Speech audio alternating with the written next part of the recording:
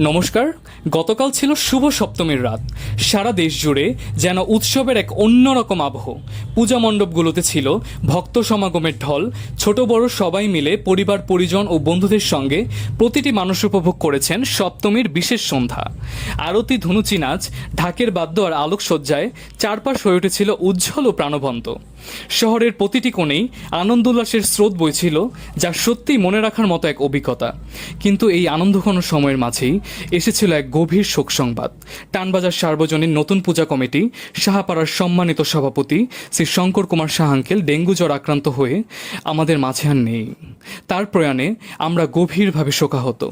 তাকে শ্রদ্ধা জানিয়ে গতকাল ওই মণ্ডপের সাউন্ড ও লাইট বন্ধ রাখা হয়েছিল।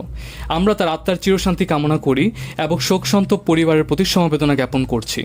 আজকে থেকে অর্থাৎ অষ্টমীর দিন থেকে পুনরায় লাইট এবং সাউন্ড সিস্টেম কার্যক্রম পুনরুদ্যমে শুরু হয়েছে এবং সেই সঙ্গে সকলকে আন্তরিক আমন্ত্রণ জানানো হচ্ছে।